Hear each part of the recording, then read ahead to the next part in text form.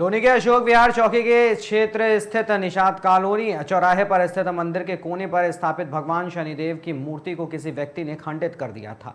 प्रकरण की गंभीरता को देखते हुए चौकी इंचार्ज की तरफ से थाना लोनी पर सुसंगत धाराओं में अभियोग पंजीकृत कराया गया था। सीसीटीवी फुटेज और मैनुअल इनपुट के आधार पर अभियुक्त को हिरासत में ले लिया गया है। आज दिनांक 7/4/25 को थाना लोनी पर एक सूचना प्राप्त हुई कि अशोक विहार चौकी क्षेत्र स्थित निशांत कॉलोनी चौराहे पर स्थित एक मंदिर के कोने पर स्थापित भगवान शनिदेव की मूर्ति को किसी अज्ञात व्यक्ति ने खंडित कर दिया है। इस प्रकरण की गंभीरता को देखते हुए चौकी इंचार्ज की तरफ से थाना लोनी पर सुसंगत धाराओं में अभियोग पंजीकृत कराया गया तथा घटना का सफल अनावरण हेतु टीमों का गठन किया गया। सीसीटीवी फुटेजेस तथा मैनुअल इनपुट्स के आधार पर अभियुक्त आकाश कुमार का नाम प्रकाश में आया, जिसे पुलिस हिरासत में ले लिया गया है। मौके पर शांति व्यवस्था पूर्णतः कायम है। अभियुक्त से पूछताछ करने पर यह ज्ञात हुआ कि आज सुबह वह मंदिर से मूर्ति चोरी करने आया था, जिसे ले जाते समय मूर्ति हाथ से फिसल जाने से गिरकर खंडित हो गई, जिसे वह वहीं छोड़कर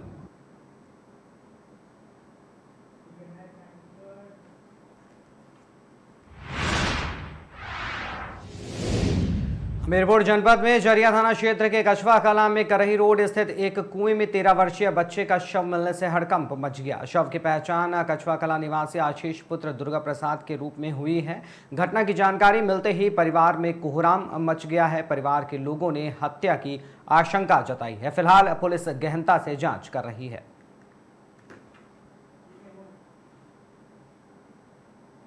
कल थाना जरिया पे एक लड़का आशीष नामक लड़का जिसकी उम्र करीबन 13 वर्ष है, उसके घर से लापता होने की सूचना प्राप्त हुई थी। तत्काल सूचना के प्राप्त होते ही जरिया पुलिस के द्वारा मुकदमा दर्ज कर लिया गया था। तभी से लड़के की तलाश की जा रही थी। आज शाम के समय दुर्भाग्यपूर्ण रहा कि उस बच्चे का शव कछुआ कला गाँव के कुएं में मिला है। मौके पर फील्ड यूनिट और डॉग स्क्वाड के द्वारा साक्ष्य संकलन की कार्रवाई पूर्ण करी गई है। शव का पंचायतनामा भर पोस्टमार्टम के लिए भेज दिया गया है। पोस्टमार्टम पैनल के द्वारा वीडियोग्राफी में कराया जाएगा। घटना के अनावरण के लिए टीम्स का गठन कर दिया गया है। जल्द ही घटना का सफल अनावरण कर कल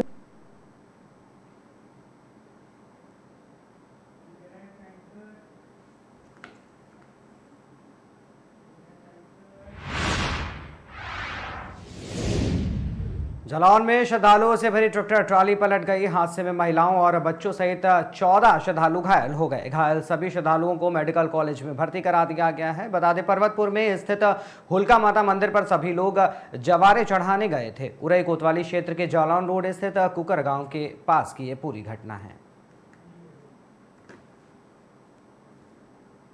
कल थाना जरिया पे एक लड़का आशीष नामक लड़का जिसकी उम्र करीबन 13 वर्ष है, उसके घर से लापता होने की सूचना प्राप्त हुई थी। तत्काल सूचना के प्राप्त होते ही जरिया पुलिस के द्वारा मुकदमा दर्ज कर लिया गया था। तभी से लड़के की तलाश की जा रही थी।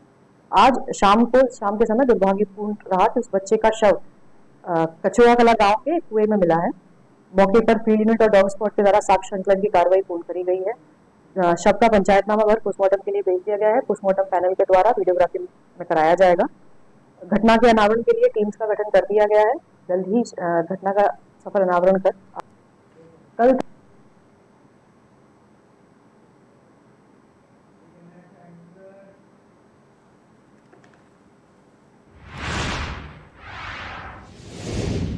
सिद्धार्थनगर से खबर सामने आई है, जहां एसओजी सर्विलांस और मोहाना पुलिस को बड़ी सफलता हाथ लगी। स्वर्ण व्यवसायी को 22 वर्षीय युवक से लूट करने के बाद जिंदा जला दिया गया था, जिसके बाद पुलिस ने 3 अभियुक्तों को गिरफ्तार कर लिया है।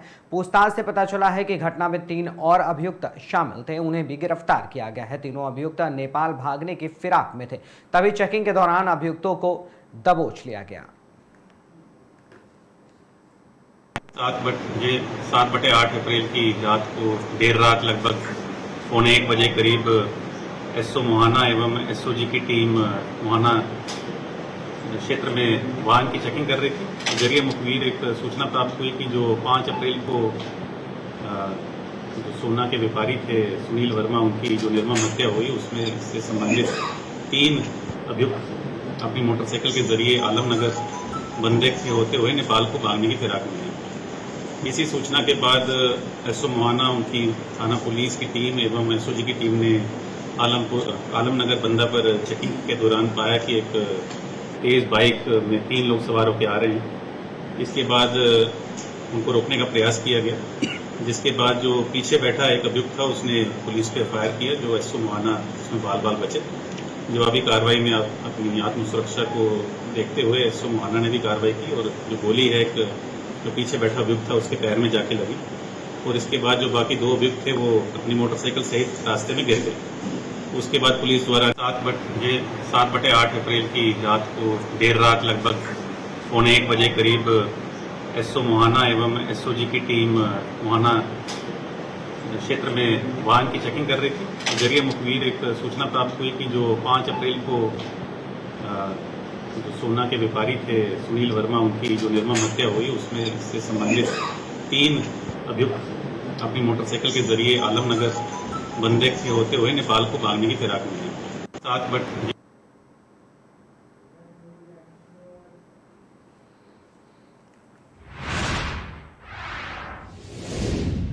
चंदौली में बच्चों से भरी निजी स्कूल बस और बाइक की आमने सामने की जबरदस्त टक्कर हो गई, जिसमें टक्कर के बाद स्कूल बस के अगले हिस्से में बाइक फंस गई। लगभग 50 मीटर तक स्कूली बस में बाइक सवार को बाइक सहित घसीटा। बाइक चला रहे व्यक्ति की मौके पर ही दर्दनाक मौत हो गई। घटना के बाद स्कूल बस का चालक मौके पर बस छोड़कर फरार हो गया। सूचना पर मौके पर पुलिस पहुंची, बस में सवार छात्रों को दूसरे वाहन से घर भिजवाया। धानापुर थाना क्षेत्र के मनीपट्टी गाँव के समीप की घटना।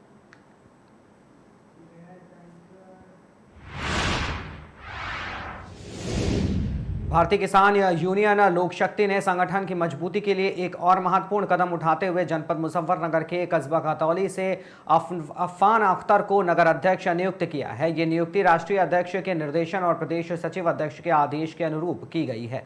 साथ ही साथ ये निर्णय संगठन के जिलाध्यक्ष ठाकुर नीरज सिंह द्वारा लिया गया है, जिन्होंने अफान की काबिलियत, सक्रियता और कार्यशैली को देखते हुए उन्हें ये जिम्मेदारी सौंपी है।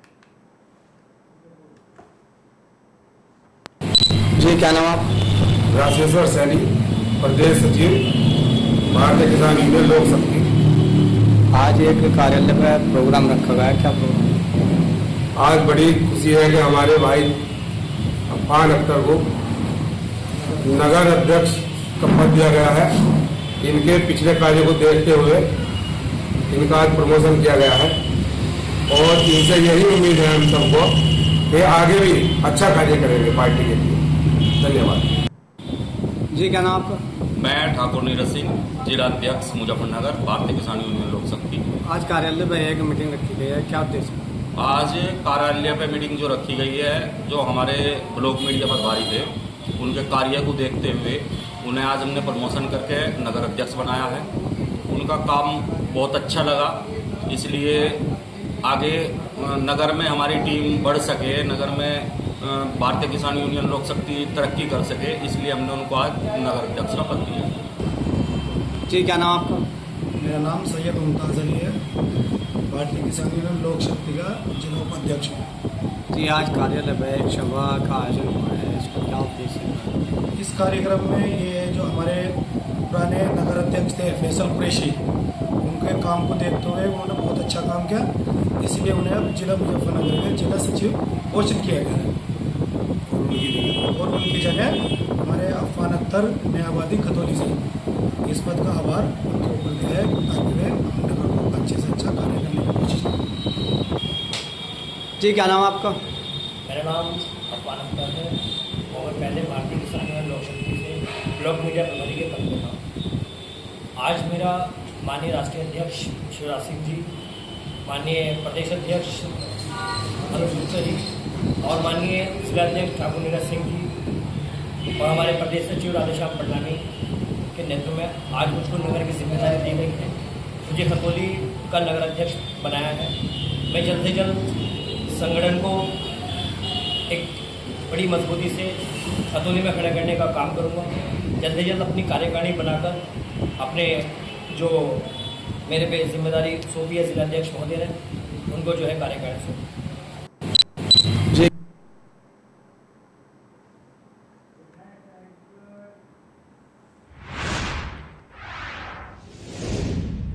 चंदौली से खबर सामने आई है, जहां जिले में आंगनबाड़ी कार्यकर्ती भर्ती में गड़बड़ी का आरोप लगाकर अभ्यर्थियों ने हंगामा किया। अभ्यर्थियों ने चयन प्रक्रिया में गड़बड़ी का आरोप लगाकर सीडी ऑफिस में हंगामा कर दिया। बता दें, बाल विकास एवं पुष्टाहार विभाग जिले 9 ब्लॉक क्षेत्र में रिक्त आंगनबाड़ी कार्यकर्ती पदों के लिए ऑनलाइन प्रक्रिया के तहत नियुक्ति की जा रही है। वहीं अभ्यर्थियों का आरोप है कि चयन प्रक्रिया के लिए रुपए मांगे जा रहे हैं, ना देने पर दूसरे अभ्यर्थी का चयन किया जा रहा है।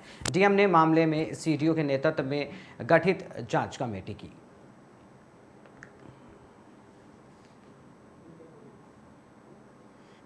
तो मैं अपना परिचय देना चाहूंगा। मैं मनोज कुमार गौतम, प्रभारी जिला कार्यक्रम अधिकारी। आज जो नियुक्तियां चल रही, जहां पे आंगनबाड़ी केंद्र पे पद रिक्त है, उसके सापेक्ष में 15 मार्च 2024 को विज्ञप्ति जारी हुई थी। उसके क्रम में लोगों ने ऑनलाइन आवेदन किया था और जिन लोगों ने आपत्तियां दर्ज की थी उनको आज बुलाकर भौतिक रूप से उनकी जो भी शिकायतें थी उसका निस्तारण आदरणीय मुख्य विकास अधिकारी महोदय की अध्यक्षता में किया गया। लोगों के बीच थोड़ी गलतफहमियां हैं।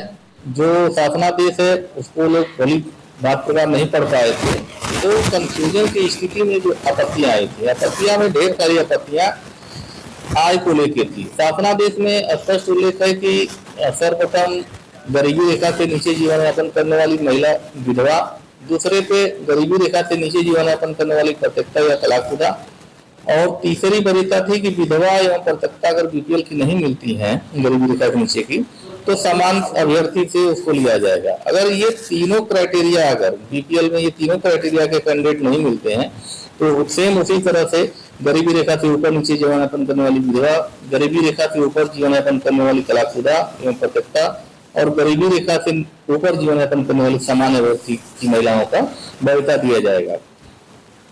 आज शिकायत निस्तारण में ये देखने में आया कि जो तहसील द्वारा निर्गत आय थी, अधिकतर वो उनका कहना था, आपत्तिकर्ता या शिकायतकर्ता, कि हम गरीब परिवार से हैं लेकिन फिर भी मेरा एपीएल का आय बना दिया गया है। तो ये तहसील स्तर का मामला है, इस पे वो लोग जाके शिकायत करें तहसील में। जैसा भी जांच रिपोर्ट आएगी उसके क्रम में आगे कार्रवाई की जाएगी। ये तो माना जाए कि जो आय निर्गत किया गया है आय प्रमाण पत्र, उसमें कहीं भी लापरवाही हुई है। अब मैं इसमें कुछ नहीं कह सकता, क्योंकि ये तहसील स्तर से, जिसमें तहसीलदार और एसडीएम के सिग्नेचर होते हैं, लेखपाल और कानूनियों की इसमें रिपोर्ट लगती है। क्या सही है क्या गलत है, निर्णय वो लोग ले पाएंगे। मैं तो केवल जो भी अभिलेख हमारे सामने प्रस्तुत किए गए आवेदन के समय, उसी के आधार पर हमने निर्णय लिया है। उनकी आय ज्यादा कम बनाई गई है, जबकि वो उसके पात्र भी नहीं थी। तो आप द्वारा क्या जांच की गई और उसमें क्या रिपोर्ट दी जाएगी? जो डीएम सर ने कमेटी गठित किया है, वो कमेटी आज सभी शिकायतकर्ताओं की सुनवाई की और उसमें एक शिकायतकर्ता से बात किए गए थे और उनके द्वारा जो शिकायत है उसका सुना गया। उसी के बेसिस पे एक शिकायतकर्ता ने जो कहा है, ये पूरा उसके बेसिस पे एक जांच चाक्या बना के डीएम सर को प्रेषित किया जाएगा। उसमें ज्यादातर चीजें यही आ रहा है कि आय प्रमाण पत्र गलत बना है, निवास प्रमाण पत्र गलत बना है। तो उसके अगर उसको सत्यापन दोबारा कराना है तो वो जांच चाक्या के बेसिस पे डीएम सर दोबारा एक निर्णय लेंगे। उसके बाद इस प्रक्रिया में जो भी कार्यवाही करना है वो देखा जाएगा। लेकिन अभी तो सीधा उस प्रमाण पत्र में इनके शिकायत के बेसिस पे चयन प्रक्रिया नहीं रोक दिया जाएगा। जांच चाक्या के बाद डीएम सर जो निर्णय लेंगे उसके बेसिस पे करेंगे। सर आप खुद मैं अपना परिचय